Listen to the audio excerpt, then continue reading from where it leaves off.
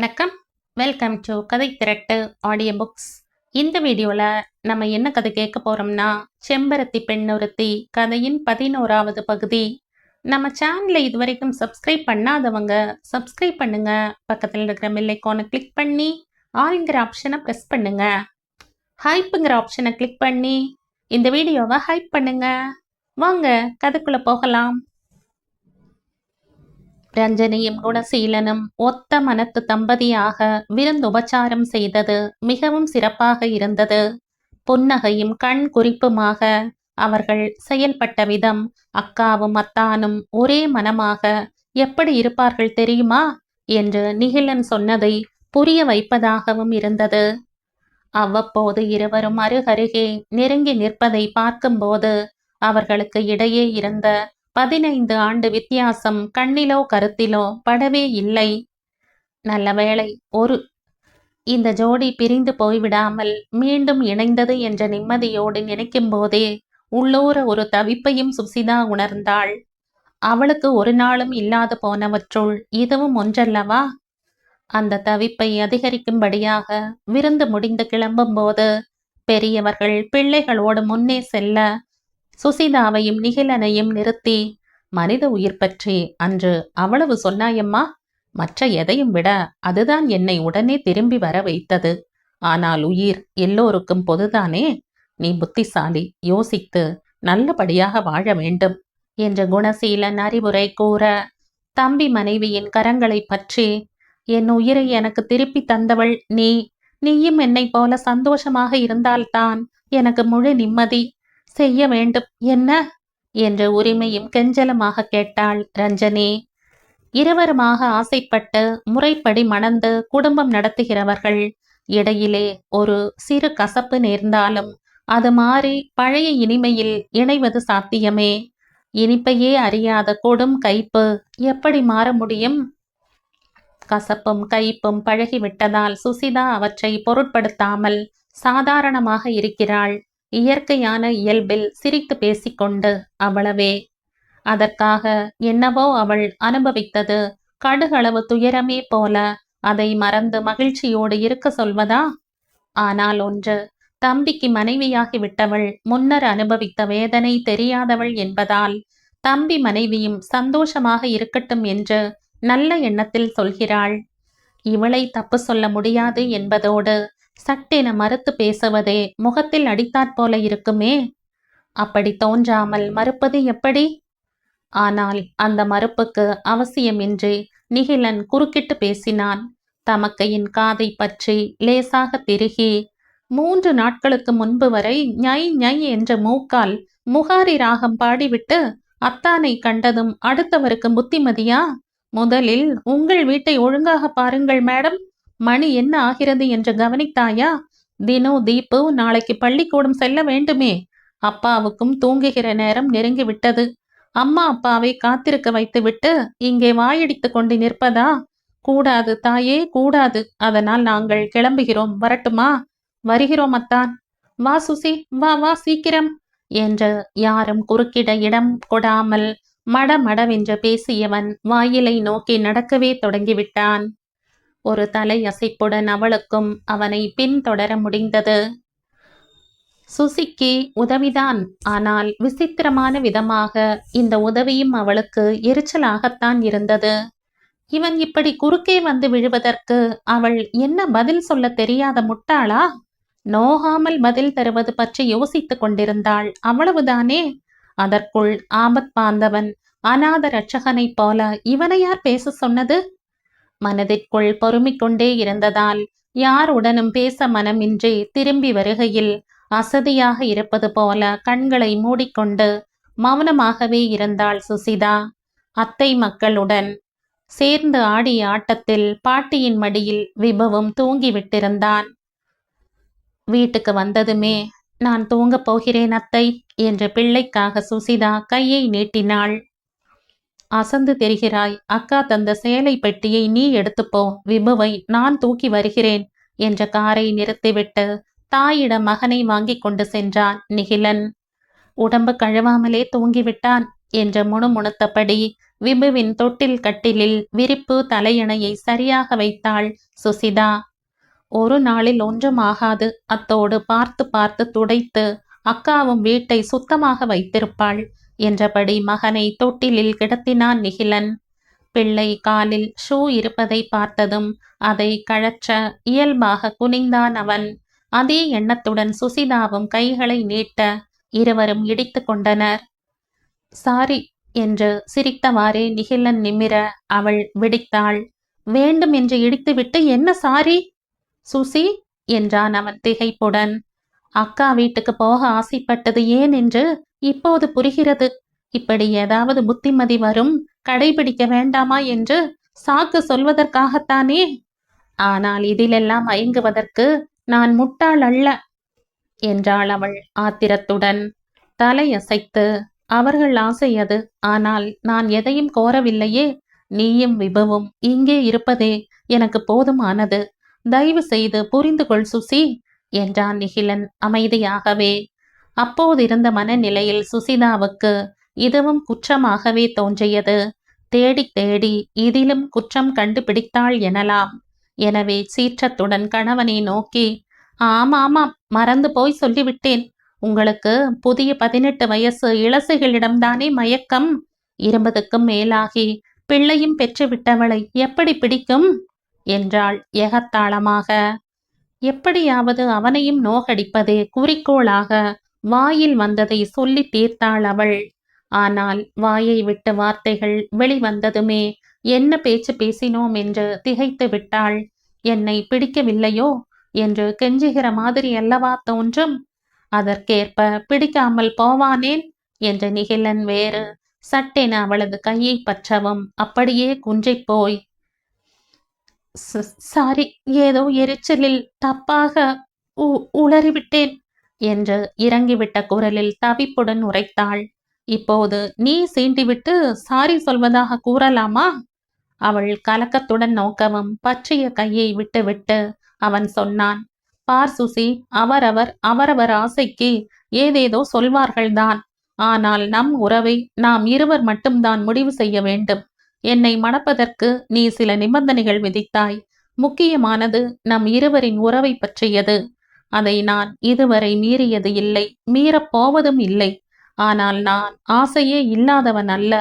ஊர் உலகம் போல அழகான மனைவியோடு குடும்பம் நடத்த எனக்கும் ஆசைதான். அதற்கு வாய்ப்பில்லை என்றாலும் என்னை அடக்கிக் கொள்ள என்னால் முடியும்.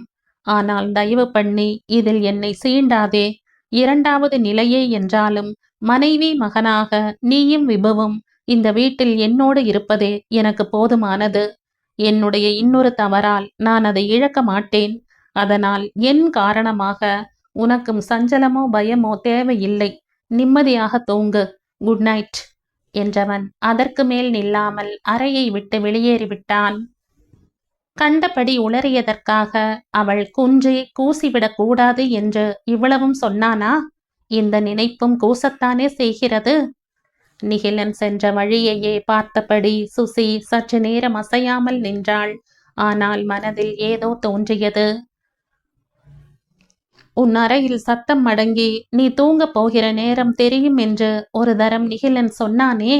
அவசரமாக தரையில் தனக்கு விரித்துவிட்டு விளக்கையும் அணைத்துவிட்டு அசையாமல் நின்று கவனித்தாள். இடை சுவரின் கனத்தையும் தாண்டி நிகிலன் தரையில் விரிப்பது படுப்பதை லேசாக உணர முடிந்தது. அதற்காக கவனித்தாள். அவள் தூங்கப் போகிற நேரம் தெரியும் என்றால் தினமும் அதை கவனித்து கொண்டு இருந்தானா? ஏன்? அன்பு அக்கறை இருக்கத்தான் செய்கிறது. என்னவோ ஆறுதலாக இருந்தாலும் அவளுக்கு அழுகையும் வந்தது. சத்தமின்றி படுத்தவள் கண்ணீர் உடனேயே உறங்கிப் போனாள். அடுத்த நாள் இன்னொரு நாளாக பொலிவுடன் மலர்ந்தது. விபு விழிக்கும் போதே அண்ணா, அக்கா என்று தீபு தினுவை பற்றிய நினைவுகளுடன் விழித்து அவர்களை பற்றியே பேசவும் வீட்டு பெரியவர்களுக்கு சந்தோஷமாகி பெரிய பேரன் பேத்தியின் சிறு பிராயத்து விளையாட்டுகள் பற்றி கூற காலை காஃபி நேரம் மகிழ்ச்சியோடு கழிந்தது. வீட்டில் முந்தைய இரவு நேரமே இல்லாதது போல. நிகிலனும் அந்த பேச்சில் கலந்து கொள்ள சுசிக்கும் அதை ஒதுக்கி சிரிக்க முடிந்தது. ஆனால் இரவு நெருங்கவும் தினமும் போல விபுவை பார்த்துவிட்டு போக கணவன் வருவானோ, இனி வரவே மாட்டானோ என்று அவள் மனம் அலை பாய்ந்தது. வழக்கம் போலவே நிகிலன் வந்து தொட்டில் அருகே நின்ற மகனை பார்த்தவாறு அன்றைய நடப்புகள் பற்றி இயல்பாக 2 வார்த்தை பேசிவிட்டு போன பிறகுதான் சுசிதாவால் நிம்மதியாக மூச்சுவிட முடிந்தது. சின்ன சின்ன ஏக்கங்கள் தவிப்புகளை ஒதுக்கிவிட்டால் வாழ்க்கை மீண்டும் இயல்பாக செல்லலாயிற்று. இடையிலே ஒரு நாள் நிகிலன் வழக்கம் போல வந்தானே தவிர மகனை பார்த்தபடி நிற்பதை விடுத்து குறுக்கும் நெடுக்கும் நடக்கலானான். என்ன என்று சுசிதா கேட்கவும் அந்த கேள்விக்காகவே காத்திருந்தவன் போல படபடவென பொரிந்து கொட்டிவிட்டான் அவன். அந்த சவிதா சும்மா என்றால் எனக்கு இவ்வளவு கோபம் வந்திருக்காது சுசி. ஆனால் அத்தானை பற்றி அவ்வளவு பொய் சொல்லிவிட்டு அவள் என்ன செய்தாள் தெரியுமா? வேலைக்கு ஆள் எடுப்பதற்காக விளம்பரம் கொடுத்திருந்தோம் அல்லவா? சவிதாவும் விண்ணப்பம் அனுப்பியிருந்தாள். அதிலே அவளது வேலை திறமைக்கும் நன்னடத்தைக்கும் சான்றாக அத்தான் நிறுவனத்தில் வேலை செய்ததையே குறிப்பிட்டிருக்கிறாள். அங்கே அவளை போகாதே போகாதே என்று கெஞ்சிய போதும் சொந்த காரணங்களுக்காக அந்த வேலையை விட்டாளாம். நான் மறைவாக இருந்து பாடி லாங்குவேஜ் கவனித்துக் கொண்டிருப்பது தெரியாமல் நேர்முக பேட்டியை நடத்திய தலைமை நிர்வாகியிடம் அளந்து கொண்டிருக்கிறாள். என்ன திமிர் பார்! அங்கேயே அவளை பிடித்து கிழி கிழி என்று கிழித்து விடலாம் என்று நினைத்தேன். ஆனால் என்ன ஏது என்று வளர்ந்து அத்தான் பெயர் வீணே அடிபடும். அதனால் அவளது முகவரியை குறித்து கொண்டு திரும்பி வரும் வழியில் அங்கே போய் அவளை நன்றாக திட்டிவிட்டு வந்தேன். அவளைப் போல கேடுகட்ட கழுதைகளுக்கு நம் நிறுவனங்கள் பக்கமாக திரும்பி பார்க்கும் தகுதி கூட கிடையாது என்று சொல்லிவிட்டு வந்தேன் என்றான். அப்போதும் சீரலாக. காட்சியை மனதுள் சித்தரித்து பார்த்த சுசிக்கு சிரிப்பு வந்தது. நல்ல வேலைக்கு ஏற்பாடு செய்து விட்டதாக எண்ணியிருப்பாள். அங்குள்ள முதலாளியே வந்து இந்த வாங்குவான் என்று அந்த சவிதா கனவிலும் கருதியிருப்பாளா என்ன? புன்னகையோடு அவள் அதை சொன்னதும் அவன் முகத்திலும் மெல்ல சிரிப்பு மலர்ந்தது. நீ சொல்வது சரிதான் சுசி. அத்தானின் உறவை சொன்னதும் அவள் முகத்தை பார்க்க வேண்டுமே. என்னை பார், என் அழகை பார் என்கிற மாதிரி போஸ் கொடுத்து கொண்டிருந்தவள் அப்படியே ஒடுங்கி சொத்தென்று ஆகிவிட்டாள் என்றவனுக்கு மீண்டும் சிரிப்பு வந்தது. ஒரு மாதிரி திருப்தியாக இருக்கிறது சுசி. அதுவரை எவ்வளவோ கஷ்டப்பட்டாலும் அவளது கலகத்தால் நல்லதுதானே நடந்திருக்கிறது என்று மனதை அமைதிப்படுத்திக் கொள்வேன். ஆனாலும் அநியாயமாக புழுகிய அவளுக்கு ஒரு தண்டனையும் இல்லையே என்று உள்ளூர ஒரு எரிச்சல் மட்டும் அடிக்கடி தோன்றும். இன்று திட்டி தீர்த்தது அவளை தண்டித்தது விட்டது போல் நிம்மதியாகிவிட்டது. இத்தோடு அதை மறப்போம். இன்றைக்கு குட்டி மாஸ்டர் புதிதாக என்ன படித்து கொண்டு வந்தான் என்று மகனை பற்றி விசாரிக்கலானான். சொன்னால் நம்ப மாட்டீர்கள். உங்கள் பிள்ளை 3 மொழிகளில் பேச படித்திருக்கிறான். நாம் என்ன செய்ய சொன்னாலும் நோ, நஹி, முடியாது என்று ஒரே வார்த்தை போல சேர்த்து சொல்லி முடிக்கிறான். இதுதான் விபுவின் இன்றைய முக்கிய பாடம் போல தெரிகிறது என்று அவள் சொல்ல இருவருமாக சேர்ந்து சிரித்தார்கள். மறுபடியும் வாழ்க்கை ஓரளவு தெளிந்த நீரோடையாக செல்லத் தொடங்கி ஓரிரு தினங்கள் கழித்து ஒரு நாள் மதியத்துக்கு மேல் அலுவலகத்துக்கு வந்த ராமநாதன் சுசிதாவை கூப்பிட்டு அனுப்பினார். வேலையில் என்னவோ என்று சென்றவளிடம், தில்லைநாயகம் ஐயா வீட்டுக்கு வந்திருந்தாரம்மா. வைகையில் ஏற்றி விட்டு வந்தேன்.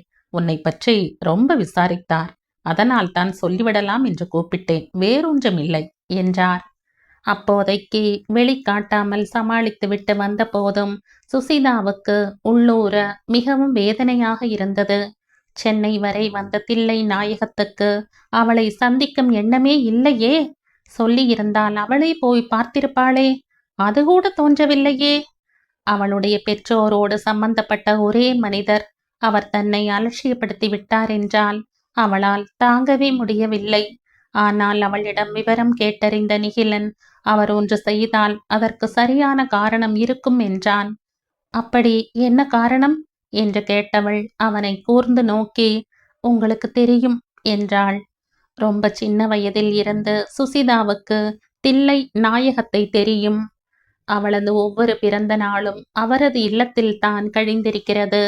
கேக்கும் பலகாரங்களும் பாயசத்துடன் சாப்பாடுமாக இல்லத்து பிள்ளைகளோடுதான் பெற்றோரும் சுசியும் சாப்பிடுவார்கள். தொழிலில் அவள் தந்தை எப்படியோ, இல்லத்துக்காக செலவு செய்வதில் அவரை குறை கூறவே முடியாது. திருமணமாகி 10 ஆண்டுகளுக்கு பிறகு அந்த கருணை இல்லத்துக்கு பணம் கொடுக்க தொடங்கிய பிறகுதான் தங்களுக்கு குழந்தை பிறந்தது என்று இல்லத்துக்கு நன்றாகவே செய்வார். தானாக கொடுப்பது மட்டுமின்றி பணம் திரட்டியும் கொடுப்பார். அதனாலேயே தில்லை நாயகத்தை அடிக்கடி பார்த்து பழகியதோடு அவரை அங்கிள் என்று அழைப்பதும் அவளுக்கு வழக்கமாயிற்று. அவள் ஒன்று கேட்டு அவரும் செய்யாதிருக்க மாட்டார். பின்னரும் மின்னாமல் முழங்காமல் அவளது தலையில் இடி விழுந்தபோது அவரிடமே அவள் சரணடையவும் முடிந்தது. சொத்து பத்து என்று அனைத்தையும் அவரது இல்லங்களுக்கே அவள் கொடுத்தது அவளது தனிப்பட்ட முடிவுதான். சொல்லப்போனால் உனக்கென்று கொஞ்சமேனும் வைத்துக்கொள் என்று அவர் வற்புறுத்தத்தான் செய்தார். சற்று அழுத்தமாக மறுத்தே பேசினார். அப்போதுதான் நடந்தது எல்லாம் அவள் அவரிடம் சொன்னது. சொல்லி அவர் வாங்கிக் கொள்ளாவிட்டால் எல்லாவற்றையும் விட்டுவிட்டு எங்காவது போய் விடுவேன் என்று அவள் பிடிவாதமாக கூறிய பிறகே அவளது சொத்துக்கள் அனைத்தையும் பெற அவர் ஒத்துக்கொண்டார். விபு பிறந்தது அவரது கருணை இல்லத்தில்தான். வேலை பார்க்க பயிற்சி கொடுத்தது, வேலை வாங்கி கொடுத்தது, அதில் கஷ்டம் என்று அடுத்த வேலைக்கு ஏற்பாடு செய்தது எல்லாமே அவர்தான். ஏன் இந்த திருமணம் கூட அவர் நடத்தி வைத்தது தானே. இங்கே அவள் ஒன்றும் அவ்வளவு நன்றாக பொருந்தி வாழவில்லை என்று அறிந்தவர் இவ்வளவு தூரம் வந்துவிட்டு எப்படி இருக்கிறாய் என்று அவளிடம் ஒரு வார்த்தை கேளாமலே திரும்பி சென்றிருக்கிறாரே. அவள் எவ்வளவு வேதனைப்படுவாள் என்று எண்ணி பார்க்கவே இல்லையே. வழக்கம் போல படுக்க செல்லும் முன் வந்த நிகிலன் ஒரே பார்வையில் என்ன விஷயம் என்று அவளிடம் கேட்டான். ஒன்றுமில்லையே என்று மறுத்தவளுக்கு வாக்கியத்தை முடிக்கும் முன்னரே வரவேற்பு விழாவுக்கு மறுநாள் கணவனிடம் அங்கிள் தனியே பேசியது நினைவு வந்தது. அது பற்றி அவன் குறிப்பாக சொன்னான் என்றாலும் அவர் ரகசியம் பேசியது அவனிடம்தானே. யோசித்துவிட்டு தில்லை நாயகம் சென்னைக்கு வந்தது பற்றி அவனிடம் தெரிவித்தாள். ஓ என்றான் அவன். ஆனால் என்ன ஓ என்றாள் சுசிதா மிகுந்த சினத்துடன். எப்போது வந்தாரோ, திரும்பி போன பிறகுதான் அவர் வந்ததே எனக்கு தெரிகிறது. அவருக்கு வேலை அதிகமாக இருந்திருக்கலாம். ஆனால் சொல்லி இருந்தால் நானாவது போய் பார்த்திருப்பேனே என்றாள் வருத்தமும் கோபமுமாக. அப்போதுதான் தில்லை நாயகம் வந்தது. சொல்லாததற்கு சரியான காரணம் ஏதாவது இருக்கும் என்று நிகிலன் சொன்னான். அவனை ஒரு கணம் வெறித்துவிட்டு, உங்களுக்கு தெரியும் என்றாள் சுசிதா. உனக்கும் தான் தெரியும் என்றான் நிகிலனும். தங்கராசுவா என்று கேட்டவள் ஆமாம் என்ற கணவனை புரியாத வியப்புடன் பார்த்தாள். முதலைக்கு தண்ணீரில்தான் பலம். இவன் திருச்சியிலேயே தோற்றவன். அதை அவன் முடிவான தோல்வியாக கருதவில்லை சுசி. அப்போதைக்கு ஒரு பின்னடைவாக நினைத்திருக்கிறான். அத்தோடு அது பெரிய முயற்சியும் அல்ல. 10ஓடு 11ஆக வேலை செய்யும் உனக்கு இது போதும் என்ற கருத்து. நீ வேலையை விட்டபோது கூட அப்படி எங்கே போய்விடுவாய் என்ற எண்ணம்தான் அவனுக்கு. ஆனால் நீ அடியோடு காணாமல் போய்விடவே தில்லை நாயகம் சாரை போய் துளைத்து எடுத்திருக்கிறான். திருச்சி வேலையும் உனக்கு அவர்தானே வாங்கி தந்ததாம். தன் மூலம் நீ இருக்குமிடம் அவனுக்கு தெரிய வராது என்றாலும் அவன் சற்று வெறி பிடித்தவன் போல இருப்பதால் சற்று எச்சரிக்கையோடு இருக்குமாறு அன்று அவர் சொன்னார். நீ கவனமாகவே இருப்பது தெரியும். எதற்கும் இருக்கட்டும் என்றுதான் விபுவுக்கு நாகுவை காவல் வைத்தேன். தில்லை நாயகம் சார் இப்போது சொன்னதை வைத்து பார்த்தால் விஷயம் பெரிதாக இருப்பதாக தோன்றுகிறது என்றான் நிகிலன் யோசனையோடு. என்ன பெரிய விஷயம்? சுத்த பைத்தியக்காரத்தனம். வேண்டாம் வேண்டாம் என்கிறவளை போய் விரட்டி கொண்டு வெறுப்பு என்றால் மரியாதையாக விலகத் தெரிய வேண்டாம் என்று எரிச்சலுடன் தலையை சிலுப்பினாள் சுசிதா. சற்று நேரம் அவனிடம் இருந்து பதில் இன்றி போகவும் திரும்பி பார்த்தால் வலித்தாற்போல இரு கண் மூடி நின்றான் நிகிலன். என்ன என்றாள் புரியாமல். கண்களை ஒரு தரம் இறுக மூடி திறந்து, உனக்கு புரியாது சுசி. அழகான பெண்களின் அலட்சியமும் மறுப்பும் ஆண்களின் வேட்டை புத்தியைத்தான் கிளப்பிவிடும் என்ற குரலிலும் வேதனை தெரிந்தது. கண்ட தப்பு பண்ணி இருக்கவும் வேண்டாம். இப்படி எதிர்பாராத நேரத்தில் எல்லாம் நெஞ்சிலேயே அறை வாங்கி வருந்தவும் வேண்டாம். ஆனாலும் உங்கள் விஷயம் வேறு. கடைசி வரை தேர்ந்தெடுக்க எனக்கு இன்னொரு வழியும் இருந்தது. அந்த வழியை தேர்வு செய்யாததற்கு நானும் பட்டுவிட்டேன். நீங்களும் பிராயச்சித்தம் செய்தவர். அத்தோடு கையில் ஒரு பிள்ளையோடு அமைதியாக வாழும் ஒரு பெண்ணை போய் நீங்கள் துரத்தி தொல்லை செய்யவில்லையே என்றாள் சுசிதா. அதற்கு காரணம் நான் தானே. பிள்ளைக்கு தந்தையாக கணவனை காட்ட முடியாத பெண் என்ற ஏளனத்தில் தொடங்கியதுதானே. என்னவோ அலட்சியப்படுத்தியவளை ஜெயிப்பதாக எண்ணி, ச்ச, என்னால் நீ எவ்வளவு கஷ்டப்படும்படி நேர்ந்து விட்டது. அவனால் மட்டுமா? அவளும் தான் கொஞ்சம் யோசித்திருக்கலாம். அப்படி என்ன ஒரே நாளிலா அப்பாவை சிறையில் தள்ளியிருப்பார்கள்? கோர்ட் இருக்கிறது. அங்கே பணத்தை கட்ட அவகாசம் கேட்டு எதுவுமே முடியாவிட்டாலும் போடா போ, என்ன வேண்டுமானாலும் செய்து கொள் என்று அவனை அலட்சியப்படுத்தி விலகி போயிருக்கலாம். ஓட்டுரிமையை பெற்றுவிட்ட அந்த 18 வயதில் அவள் இவ்வளவு யோசித்திருக்க வேண்டாமா? அத்தோடு நிகிலன் சொன்னது போல தப்பு தப்புதானே. அப்பா சிறைக்கு போனால் என்ன, அவர் அப்பா இல்லை என்று ஆகிவிடுமா? அதை விட்டு ஆனால் இப்போது எதற்கு இந்த பயனற்ற சிந்தனை? நிகிலனை தொடர்ந்து அவனைப் போலவே ஆத்ம விசாரணையில் இறங்கிய சுசிக்கு சுள்ளென்ற கோபம் வந்தது. பாருங்கள் நிக்கி, சிந்திய பாலுக்கு அழுவதைப் போல முன் கதையை எண்ணி வருத்தப்படுவதால் இப்போது யாருக்கு என்ன லாபம்? அதைவிட அங்கிள் உங்களிடம் சொன்னதை இப்போது என்றீர்களே, அப்படியானால் இன்றேதான் இல்லையா? என்னவோ நீங்கள்தான் சர்வ ரட்சகன் என்று நினைத்து.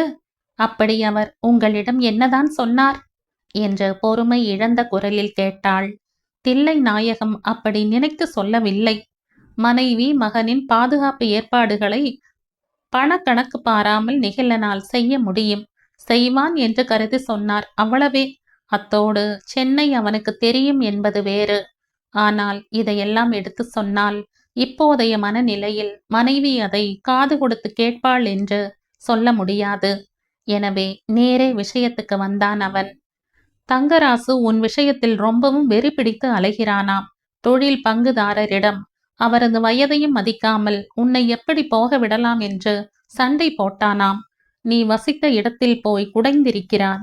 அந்த ஜானகி அம்மாளிடம் கையை ஓங்கி மிரட்டி அடித்ததாகவே கேள்வியாம்.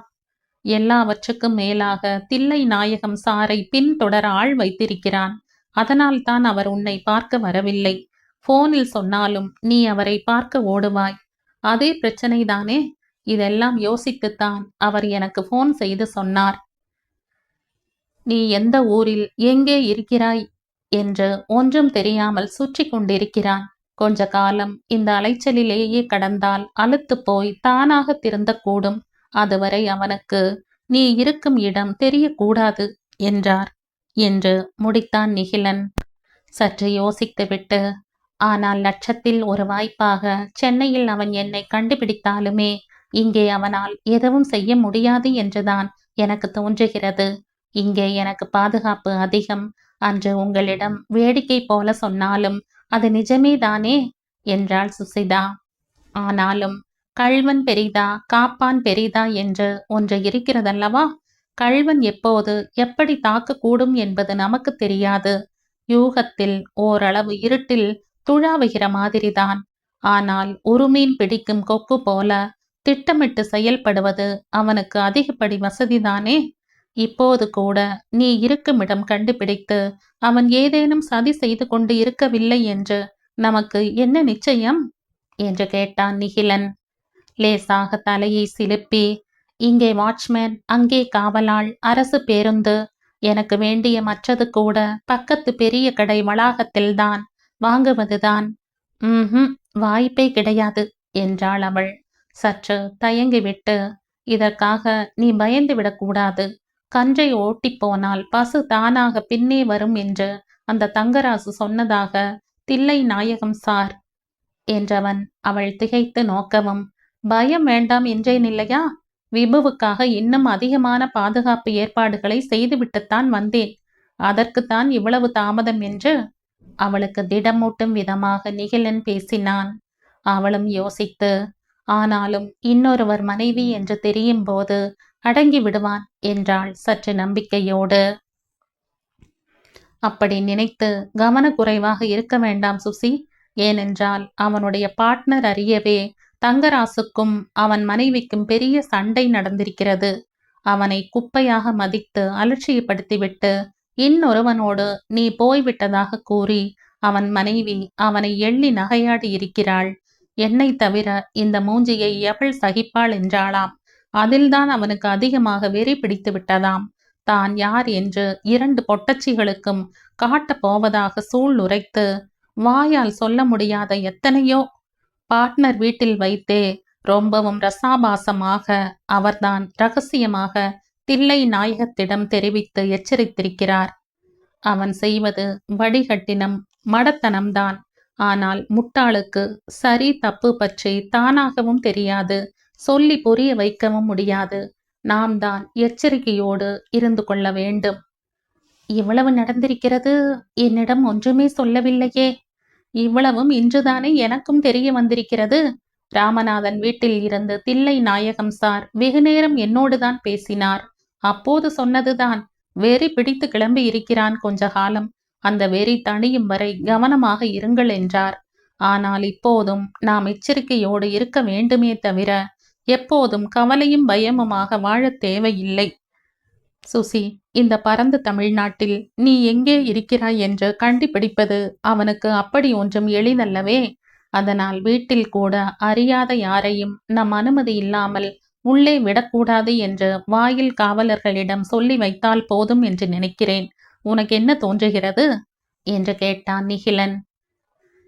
பெரிய விஷயம் இல்லை என்றாலும் கணவன் தன்னிடம் அபிப்பிராயம் கேட்டது இதமாக இருக்க நிச்சயமாக போதும்பா. நடப்பதற்கு வாய்ப்பே இல்லாத ஒன்று. அதற்காக இந்த கன்றாவியை எல்லாம் சொல்லி அத்தை மாமாவை காவிராப்படுத்துவானேன்? கவனித்துவிட்டு என்ன என்று கேட்டாலும் பத்திரிகைகளில் என்னென்னமோ செய்திகள் வருவதால் பணியாட்களிடம் கொஞ்சம் எச்சரிக்கை செய்ததாக மட்டுமே இருக்கட்டும் என்றாள் அவளும்.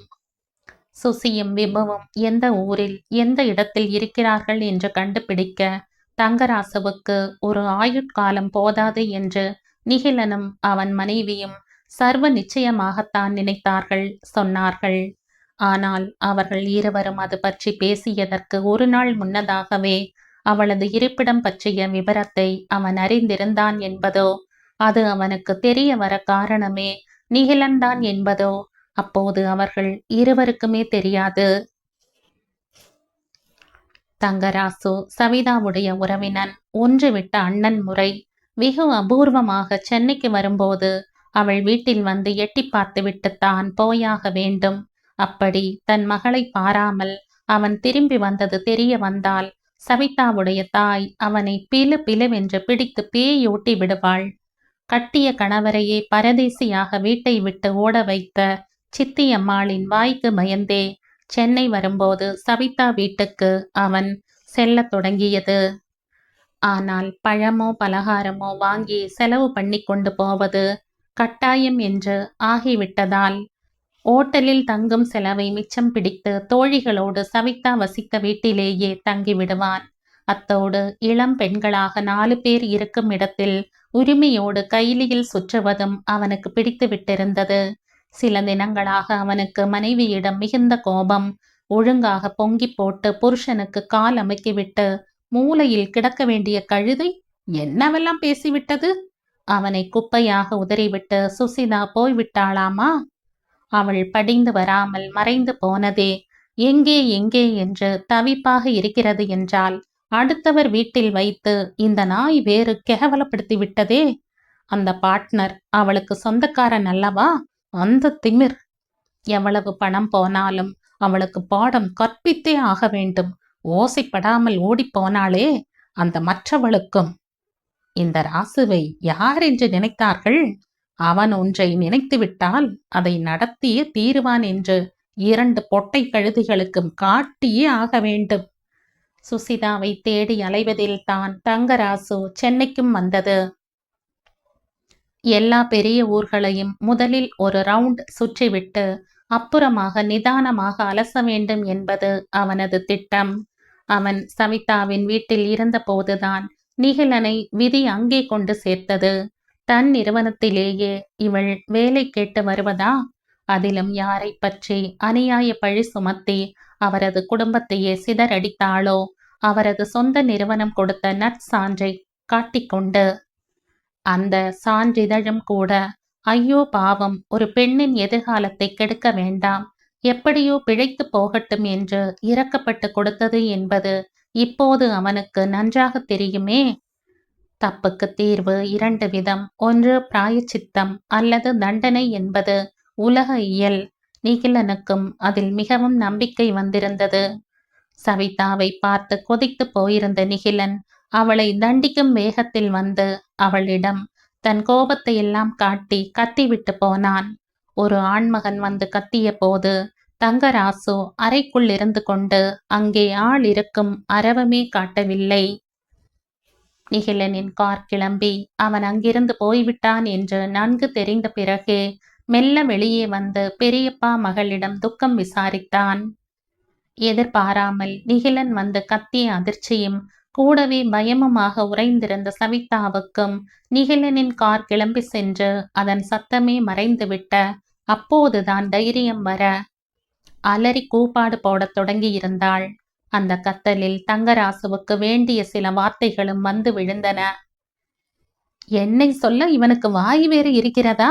கன்று குட்டியோடு மாடு பிடிக்கிற மாதிரி 2 வயசு பிள்ளையோடு பெண்டாட்டி கொண்டு வந்தவன் என்னை பேசுவதா என்றது அதிலே முக்கியம். அந்த அலுவலகத்திலே இருந்து என்னை விரட்டிய திமிரெடுத்த பாவி இவனுடைய அத்தான்காரன் என்பது எனக்கு எப்படி தெரியும்? போலீஸுக்கு போவேன் என்கிறானே, இவன் நன்றாய் இருப்பானா என்று சவிதா புலம்பியதெல்லாம் அவனுக்கு அனாவசியம். நிகிலன் அதட்டி பேசிய போது தங்கராசுவை போலவே பயந்து ஒதுங்கி இருந்துவிட்டு விசாரிக்க வந்த மற்ற பெண்கள் போலீஸ் தொடர்பு உள்ளவனிடம் எந்தவித வம்பும் வைத்துக் கொள்ளாதே, ஒதுங்கிவிடு என்று சவிதாவுக்கு புத்தி சொன்னதிலும் அவனுக்கு அக்கறை இருக்கவில்லை. பிள்ளையோடு பெண்டாட்டியா? எங்கிருந்து வந்தார்கள்? எப்போது வந்தார்கள்? இப்போது எங்கே இருக்கிறார்கள் என்று தனக்கு வேண்டிய வார்த்தைகளை மட்டும் பிடித்து பரபரப்போடு விசாரித்தான் அவன். அதெல்லாம் எனக்கு எப்படி தெரியும் என்று எரிந்து விழுந்தாள் அவள். பின்ன சொன்னாயே, இப்போதுதானே சொன்னாய். யாரது என்று தெரிந்துதானே சொன்னாய். சொல்லு சொல்லு என்று துளைத்தெடுத்தான் தங்கராசு. முன்பு அங்கே என் கூட வேலை பார்த்த ஒருத்தியை கொஞ்ச நாட்களுக்கு முன்னே பார்த்தேன். அவள்தான் மச்சான்காரன் இப்படி அசிங்கம் பண்ணி விட்டானாம். அதனால் அவனிடம் கோபித்து கொண்டு முதலாளி தன் குடும்பத்தை விட்டு பிரிந்து விட்டார் என்று சொன்னாள். அந்த மச்சான் தான் இந்த காட்டான் என்றோ இவன் எங்கே இருக்கிறான் என்றோ எனக்கு எப்படி தெரியும்? நானே அவன் போலீஸுக்கு போவேன் என்கிறானே, எதற்கு போவானோ என்னவோ என்று கலங்கி போய் இருக்கிறேன். என்னை போய் குடைய வந்து விட்டாயே. அவன் வந்து கத்துகிற போது கட்டிலுக்கு அடியில் ஒளிந்து கிடந்தாயே. நீயும் ஒரு ஆண் பிள்ளையா? வெறும் வெண்ணெய் வெட்டி சிப்பாய், சோழ கொல்லை பொம்மை. நீ எல்லாம் ஒரு சொந்தக்காரன். எரிச்சல் மூட்டாமல் எங்கேயாவது போய் தொலை. கண் முன்னே நிற்காதே போ என்று விரட்டினாள் அவள். சவிதா என்னதான் கேவலமாக திட்டினாலும் இந்த விவரங்களை திரும்ப திரும்ப அவளிடம் கேட்டு தொணத்தான் தங்கராசு. உன்னை இவ்வளவு திட்டினானே, அவனை பழி வாங்கலாம் என்று கூட ஆசை காட்டி பார்த்தான். ஆனால் போலீஸ் என்ற ஒரு சொல்லில் மிரண்டு போயிருந்த சவிதா அவனுக்கு கொஞ்சமும் ஒத்துழைப்பதாகவே இல்லை. சொல்லப்போனால் அங்கிருந்த அத்தனை பெண்களுமே அவனை விரட்டுவதில்தான் இப்போது முனைப்பாக இருந்தனர். கடைசியாக அந்த சவிதா முன்பு எங்கே பணிபுரிந்தாள் என்பதை மட்டுமே அவனால் அறிய முடிந்தது. ஆனால் அதை கொண்டே மேலும் விசாரித்து சுசிதாவை பற்றிய பல தகவல்களை அவனால் திரட்ட முடிந்தது. ஒரு பணக்கார வீட்டு மருமகளாக அவள் இருப்பதை தங்கராசுவால் நம்பவே முடியவில்லை. கையில் பிள்ளையோடு இப்படி ஒரு புளியங்கொம்பை அவள் எப்படி பிடித்தாள்? அழகு, அந்த அழகில் கொண்டிருந்த மோகம் இன்னமும் பன்மடங்காயிற்று. எந்த அழகை கொண்டு சுசிதா இந்த பணக்கார பயலை பிடித்தாளோ அந்த அழகின் மேல் அவளை பார்த்த முதல் நாளில் இருந்தே ஆசைப்பட்டவன் அவன். அதனால் அவனுக்குத்தான் முதல் உரிமை. அதை சும்மா விட்டுவிட முடியாது எதற்காகவும். அங்கேயே சுற்றி சுற்றி வந்து பார்த்தான். சுசிதா இருந்த வீடு கோட்டை போல இருந்தது. உள்ளே புகுவது முடியாத காரியம். உள்ளே நுழைவதே முடியாத போது அங்கிருந்து அந்த பையன் விபுவை கடத்துவது எப்படி? தன் விருப்பம் போல சுசிதாவை ஆட வைக்க வேண்டுமானால் அந்த பையன் விபுவின் உயிர்நிலை தன் கையில் இருந்தாக வேண்டும் என்று தங்கராசு முன்னரே முடிவு செய்துவிட்டான். அவனை தன் பிடியில் வைத்து கொண்டு மிரட்டினால் அவன் என்ன சொன்னாலும் அவள் கேட்பாள். கயிறு கட்டிய குரங்கு போல ஆட வைத்து விடலாம். ஆனால் அதற்கு முதல் படி விபுவை கடத்துவது.